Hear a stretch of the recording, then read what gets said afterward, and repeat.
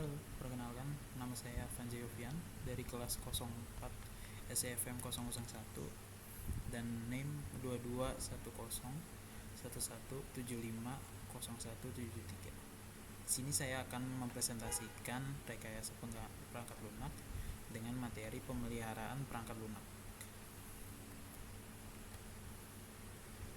Hari ini agendanya ada yang pertama definisi, yang kedua jenis-jenis, yang ketiga tahapannya, yang keempat tantangannya, yang kelima strateginya, dan keenam kesimpulannya.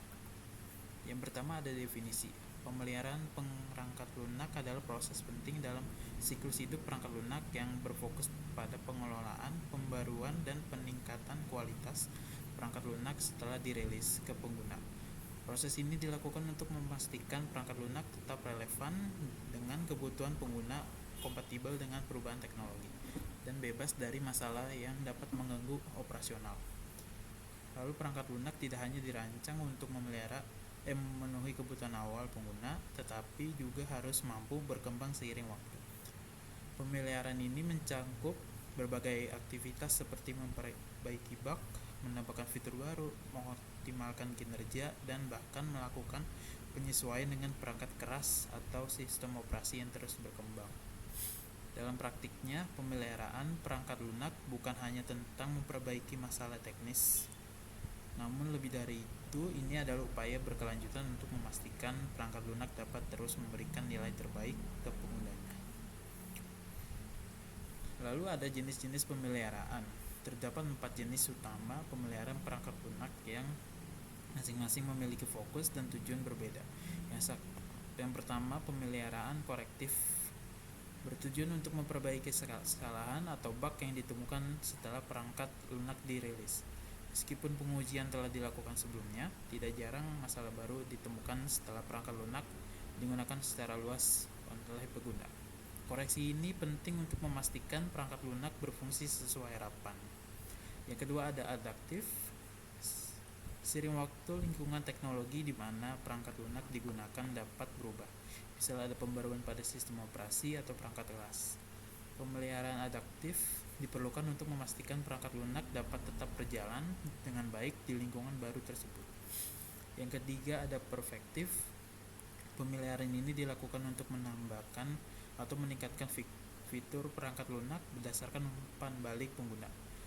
Dengan mendengarkan kebutuhan pengguna, pengembang dapat menciptakan perangkat lunak yang lebih relevan dan bermanfaat. Lalu ada adaptif.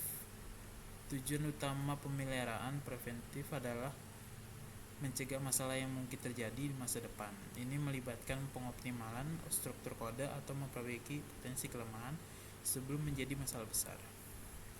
Lalu ada tahapan pemeliharaannya. Yang pertama, analisis masalah. Tim pengembang menganalisis masalah atau kebutuhan perubahan berdasarkan laporan pengguna atau hasil pemantauan sistem. Yang kedua adalah perencanaan pemeliharaan. Setelah diidentifikasi, langkah selanjutnya adalah merencanakan bagaimana pemeliharaan ini akan dilakukan, seperti prioritas, alokasi sumber daya, dan jadwalnya. Lalu implementasi melibatkan pengkodean, pengujian, dan integrasi perubahan ke dalam perangkat lunak. Tim pengembang bekerja untuk memastikan perubahan tidak mengganggu fungsi utama perangkat lunak. Lalu ada validasi. Setelah diterapkan, perangkat lunak diuji kembali untuk memastikan semua fungsi berjalan sesuai spesifikasi. Tahap ini sangat penting untuk memastikan perangkat lunak tetap stabil. Dan yang terakhir, rilis dan dokumentasi. Setelah semua tahap selesai, pembaruan dirilis kepada pengguna. Dokumentasi yang jelas dan lengkap disediakan agar pengguna dapat memahami pembaruan tersebut. Lalu ada tantangan dalam pemeliharaan. Yang pertama, kode lama atau legacy code. Kode yang ditulis bertahun-tahun lalu sering kali sulit dipahami karena kurangnya dokumentasi atau standar penulisan kode yang konsisten. Yang kedua, ketergantungan sistem. Perubahan pada satu bagian perangkat lunak dapat mempengaruhi bagian lainnya sehingga diperlukan pengujian menyeluruh. Lalu biaya. Seringkali membutuhkan anggaran besar, baik sumber daya manusia maupun teknologi. Lalu teknologi yang usang. Perangkat lunak yang tidak diperbarui dalam waktu lama mungkin tidak kompatibel dengan teknologi baru. Lalu ada komunikasi dalam tim besar, koordinasi yang buruk dapat menghambat proses pemeliharaan. Lalu kita akan membuat strategi pemeliharaan, yaitu yang pertama pengelolaan kode yang baik, menggunakan standar penulisan kode dan alat pengelolaan versi Git dapat mempermudah tim dalam memahami dan memodifikasi kode. Yang kedua ada automasi pengujian, dapat membantu mendeteksi masalah dengan cepat sehingga perubahan dapat diterapkan tanpa risiko besar. Yang ketiga, dokumentasi yang komprehensif. Setiap perubahan harus dilakukan pencatatan dengan rinci untuk memudahkan pemeliharaan di masa mendatang. Lalu pendekatan iteratif, melakukan perubahan secara bertahap memungkinkan tim untuk mengelola risiko dengan lebih baik. Lalu pelatihan tim. Tim pengembang terus belajar agar dapat memahami teknologi baru dan menghadapi tantangan yang kompleks. Lalu di sini ada contoh nyata dari pemeliharaan perangkat lunak dalam berbagai situasi. Pertama, kolektif. Misalnya sebuah aplikasi e-commerce mengalami bug di mana tombol tambahkan ke keranjang tidak berfungsi di beberapa mode ponsel Android. Setelah laporan dari pengguna, tim pengembang menganalisis masalah ini, menemukan kesalahan dalam logika kode, lalu memperbaikinya dan merilis perubahan aplikasi. Yang contoh yang lain yaitu pemeliharaan adaptif, yaitu sistem akuntansi yang awal dirancang untuk Windows 10. Ketika Windows 11 dirilis, beberapa fitur sistem yang tidak lagi kompatibel. Untuk memastikan sistem tetap berjalan, tim pengembang melakukan penyesuaian pada perangkat lunak sehingga dapat berfungsi dengan baik di sistem operasi baru. Lalu pemeran perspektif, contohnya yaitu aplikasi media sosial sering melakukan pembaruan untuk menambahkan fitur baru berdasarkan umpan balik pengguna. Misalnya sebuah aplikasi chat yang menambahkan fitur dark mode karena banyak pengguna yang menginginkan untuk kenyamanan mata saat menggunakan aplikasi malam hari. Yaitu pemeliharaan preventif.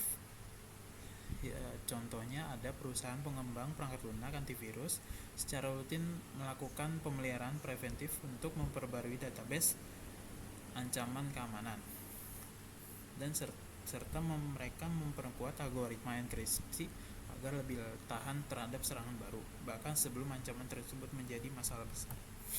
Lalu pemeliharaan pada sistem legasi. Sebuah bank menggunakan sistem perangkat lunak lama untuk memproses transaksi. Meskipun sistem tersebut masih berfungsi, teknologi di baliknya sudah usang, dan untuk menjaga keberlanjutan operasional, tim IT bank dapat melakukan perbaikan kecil dan rutin menggunakan kode lama sambil merencanakan migrasi ke sistem baru. Yang keenam, pemeliharaan pada aplikasi SaaS, software as a service. Platform berbasis langganan seperti aplikasi pengelola proyek, Trello atau Zoom secara berkala memperbarui fitur untuk meningkatkan pengalaman pengguna. Contohnya Zoom memperbaiki masalah latensi video yang dianggap pengguna di daerah dengan koneksi internet yang lambat. Lalu pemeliharaan di sistem ERP atau Enterprise Resource Planning. Sebuah perusahaan manufaktur menggunakan sistem ERP untuk mengelola rantai pasokannya. Ketika ada perubahan regulasi pajak di negara tempat mereka beroperasi, perangkat pengguna ERP harus diperbarui untuk memenuhi persyaratan hukum baru. Dan tim pengembang harus menyesuaikan modul akuntansi agar sesuai dengan regulasi tersebut. Kesimpulannya yaitu pemeliharaan perangkat lunak adalah proses yang sangat penting untuk menjaga kualitas dan relevansi perangkat lunak. Dengan memprioritaskan pemeliharaan yang efektif, perangkat lunak dapat terus memenuhi kebutuhan pengguna, baik mengatasi tantangan teknologi dan memberikan nilai terbaik dalam jangka panjang. Melalui pendekatan yang sistematis dan strategis yang matang, pengembang dapat menghadirkan perangkat lunak yang tidak hanya stabil tapi juga berkembang seiring waktu. Sekian dari saya, terima kasih.